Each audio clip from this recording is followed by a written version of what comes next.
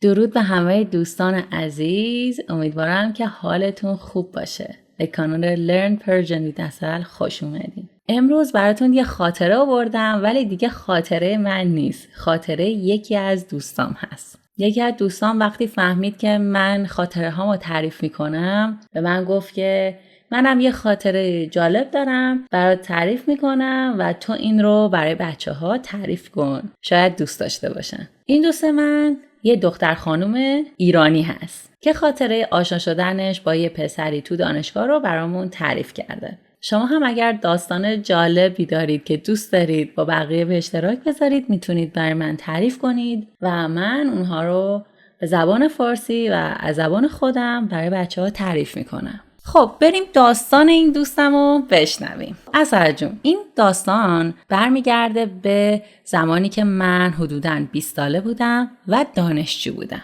برخلاف همکلاسیام که هر هفته تصمیم میگرفتن یه جا برن، من تقریبا تو هیچ کدومشون شرکت نمیکردم. شاید از 3 بار بیرون رفتن من 1 بار باهاشون به کافه یا مهمونی میرفتم. بین همه اون همکلاسی ها با 3 نفر از این دخترها من صمیمیتر بودم و با همدیگه حتی یه گروه 4 نفره داشتیم که اونجا چت میکردیم، ویدیوها و فیلمهای خنده‌دار میفرستادیم و خارج از دانشگاه و بیرون رفتن همیشه توی اون گروه با همدیگه در ارتباط بودیم. میدونستم خیلی صمیمی نیستیم، اما خب اینا نزدیکترین دوستای من توی دانشگاه بودن. تا اینکه شروع ترم جدید میشه و من اولین روز ترم رو به دانشگاه میرم، ولی هیچ کدومشون نیومدن. تایم استراحت که میشه من توی گروه بهشون پیام میدم که بچه‌ها کجایین؟ چرا هیچ کدومتون نیومدین؟ امروز اولین جلسه بود. پیام دادن و گفتن که ما این ترم این درس رو بر نداشتیم. لیست درسایی رو که برداشته بودن و وقتی برام فرستادن دیدم که تقریبا هیچ درس مشترکی نداریم، یا اگر هم با همدیگه تو درسی مشترک باشیم استاد اونا با استاد من فرق میکنه، یا دیگه ساعت کلاسشون با من فرق میکنه. و من خیلی ناراحت شدم که گفتن خب تو نبودی، ما نمیدونستیم تو هم میخوای با ما برداریم و بهانه‌های الکی آوردن و من اونجا فهمیدم که خب اینا من رو دوست خودشون نمیدونن. همونطور که هر ستایی با هم هماهنگ شدن که انتخاب واحد یکسانی داشته باشن، با من هم میتونستن هماهنگ کنن. اون روز خیلی ناراحت شدم و احساس خیلی تنهایی کردم، چون توی اون کلاس تقریبا کسی رو نمیشناختم و من آدمی هستم که به شدت از تنهایی میترسم. یعنی الان بهتر شدم، ولی خب قبلا بچه تر که بودم این مشکلم خیلی بیشتر بود. برای همین فقط داشتم به این فکر میکردم که الان چی کار کنم و در این حال آدم پررو معاشرتی هم نبودم که بخوام برم توی جمعی سر صحبت رو باز کنم و با بقیه دوست بشم. من تو همین فکرها و نگرانی ها بودم که دفعه یه اکیپ 5 نفره اومدن سر میز من، به من گفتن که ببخشید میشه ما اینجا بشینیم؟ که منم خوشحال شدم و گفتم حتما، چرا که نه، بفرمایید بشینید. و اتفاقا همکلاسی ها من بودن و اینها رو دورا دور میشناختم. از این گروه 5 نفره 4 تاش دختر بود، یکیش پسر بود و خیلی دوستانه بودن و خیلی هیجان داشتن، میگفتن و میخندیدن. توی اون لحظه خیلی خوشحال بودم که فکر میکردم الان تنها، اما این اکیپ الان اومده و داریم با هم دیگه حرف میزنیم، میخندیم و من دیگه تنها نیستم. اون پسر از همه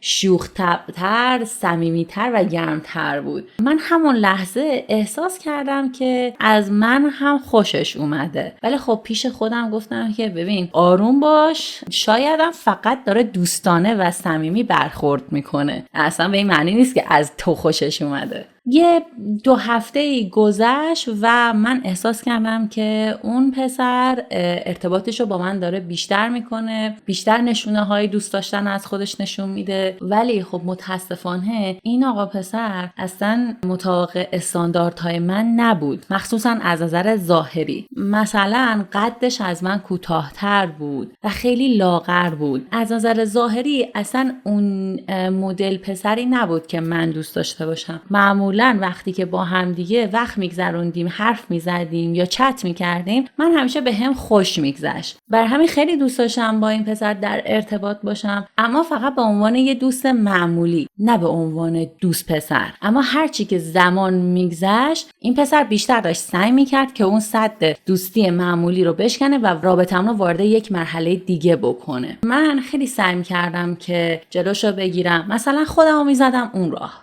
یعنی نشون میدادم که متوجه این نشونه ها نیستم. اما این آقا پسر که بیاین اسمشو بذاریم مهدی، من اسمشو عوض میکنم و میذارم مهدی، اما باز تلاششو بیشتر میکرد و سعی میکرد بیشتر به این دوست ما که اسم دوستمونم بذاریم سارا، بیشتر تلاش میکرد که به سارا ابراز علاقه بکنه.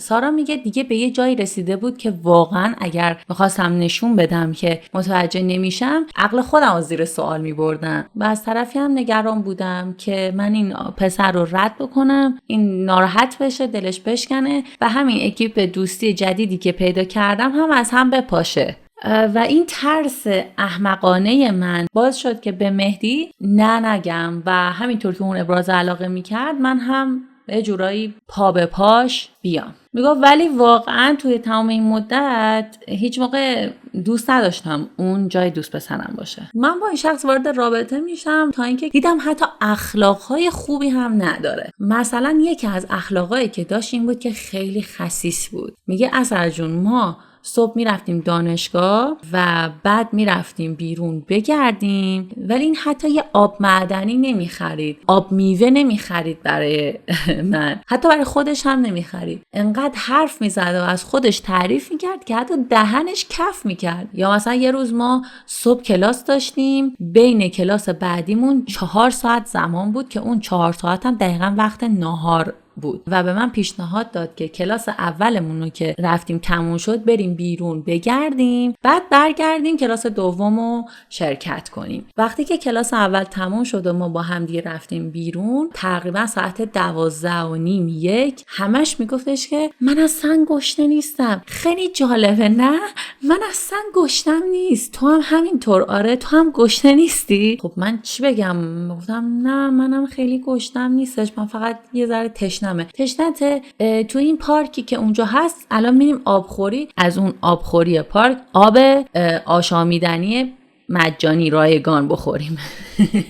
حتی برای شیشه آبم حاضر نبوده که خرج کنه. نه اینکه وظیفش باشه، ولی آدم دوست داره. منم موقع پول آبو داشتم خودم، ولی میخواستم بدونم اون برای من چی کار میکنه. اینجا دوستم به من میگه که ما حتی زمان ناهار از دانشگاه زدیم بیرون که بگردیم، در صورتی که دانشگاه به ما ناهار میداد. اگر این آقا انقدر خسیسه یا حتی پول نداره که ناهار بخره، چرا خب پیشنهاد میده که زمان ناهار بریم بیرون بگردیم؟ ما میتونستیم ساعت 1 بریم سلف دانشگاه و اونجا ناهار بخوریم و مشکلی هم نبود. و حتی میتونستیم به جای اینکه تو خیابونای اطراف دانشگاه قدم بزنیم، میتونستیم تو محوطه دانشگاه با هم قدم بزنیم و ناهارمون هم تو دانشگاه میخوردیم. من واقعا نمیدونم که چرا پیشنهاد گشتن داد ولی هیچ برنامه‌ای هم نداشت. از این کارش خیلی بیشتر بدم اومد. دیگه بعد از این سعی کردم که فقط دانشگاه به دانشگاه ببینمش و زمانایی که درس نداشتیم اصلا باهاش بیرون نمیرفتم، چون میدونستم که یا قرار زیر آفتاب بمونم یا قرار گشنه بمونم و قرار نیست که خوش بگذرونیم و همیشه قراره که من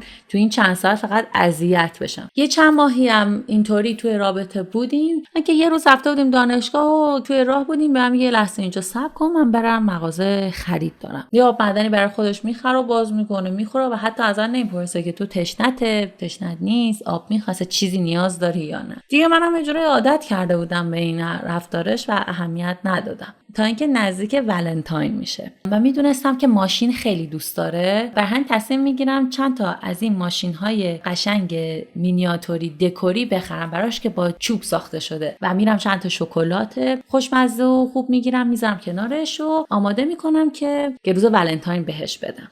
خودم کادومو خیلی دوست داشتم و میدونستم که خیلی خوشش میاد. روز ولنتاین میشه تصمیم میگیریم همدیگه رو توی پارک ببینیم. وقتی که میاد میبینم که هیچی دستش نیست و میگم خب شاید یه چیز کوچیک‌تر باشه، شاید چیزی باشه که توی جیبش گذاشته. وقتی که رسیدیم گفتم خب کجا بریم عزیزم؟ که برگشت گفت هوا خیلی خوبه، با اینکه الان زمستونه هوا خیلی سرد نیست. نظرت چیه که همین پارک باشیم؟ فضاش هم خوبه. اصلا جون من واقعا آدم سرمایه‌ای هستم دیگه، اینجا واقعا تحمل نکردم و گفتم که نه مهدی جان لطفاً بریم یه جا بشینیم که گرم باشه، من سردمه. که بچه‌ها واقعا سردته؟ باشه فکر کنم اینجا شاید این نزدیکا یه کافه باشه. خیابونی که ما قدم می‌زدیم پر کافه بود ولی داخل هیچ کدومشون نمیرفت و چند تا کافه رو همینطور رد کردیم و وارد کافه‌ای که شدیم قشنگ معلوم بود انتخاب کرده بود مثلا بین اون 3-4 تا کافه‌ای که ما جلوش رد شدیم کوچیک‌ترین کافه، جمع و جورترین کافه و ساده‌ترین کافه رو انتخاب کرده بود که مطمئن باشه قیمت‌هاش از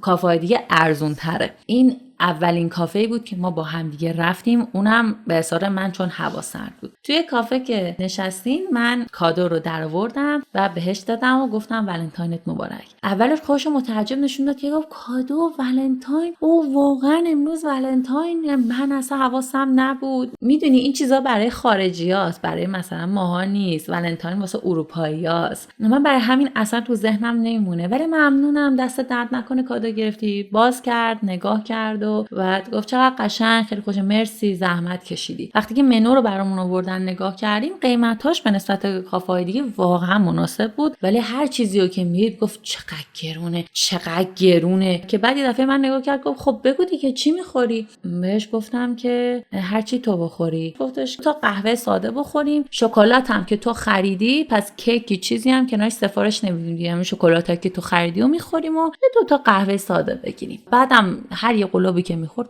اصلا کیفیت نداره، این قهوه خوشمزه نیست، توی خونه قهوه فوری درست میکردی میخوردی از این خوشمزه تر بود، این چیه؟ از نظر من قهوه بدی نبود، اصلا جون خوشمزه بود، نمیگم خیلی خاص بود ولی خوب بود. موقع حساب کردن به من گفتش که تو بشین من میرم حساب میکنم، لازم نیست پول قهوه تو خودت بدی، چون تو این کادو رو برام خریدی روز ولنتاین و جشن گرفتی، هر چند که من اصلا به روز ولنتاین اعتقاد ندارم و هیچ وقتم جشن نمیگیرم، ولی خب چون تو زحمت کشیدی کادو گرفتی منم پول قهوه تو رو حساب میکنم به عنوان کادوی ولنتاین. بچه ها منم اینو اضافه کنم که ولنتاین توی ایران دقیقاً حالتیه که پسر به دختر کادو میده، دخترم به پسر میده، یعنی هر دو طرف به همدیگه کادو میدن. این اتفاق که میفته خیلی هرسم میگیره و ناراحت میشم دیگه، واقعا بالاخره به من بر میخوره این موضوع.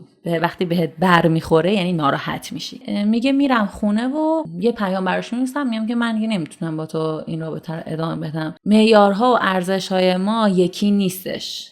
میگه اینو براش مینویسم و میفرستم و بعد جواب میده که چرا کادوتو دوست نداشتی، کادوت بی ارزش بود داری به هم میزنی، یعنی منو فقط به خاطر پول میخوای، تو از اولم معلوم بود آدم پول دوستی هستی. که گفت اینجا هم برگشتم بهش گفتم ببین من اگه آدم پول دوستی بودم تو این 8 ماه تو رو تحمل نمی‌کردم که حتی یه آب نخری. که میگفت اونم یه پیام داد و گفتش که همین که داری میشماری و یادته که من اون روزها چه کار کردم چه کار نکردم، نشون میده که چقدر آدم مادی و پول دوستی هستی. تمام اون مدت من میدونستم دارم چی کار میکنم و داشتم امتحانت میکردم که ببینم تا کجا میتونی تحمل بکنی و خیلی خوشحالم که انقدر زود خودتو نشون دادی. این پیامو که خوندم بهش گفتم ببین تو مریضی، خدا شفات کنه، از همه جا بلاکش کردم. تو دانشگاه هم که همدیگه رو میدیدیم اصلا با همدیگه سلام علیک نمی‌کردیم و من اون لحظه بود که فهمیدم اگر من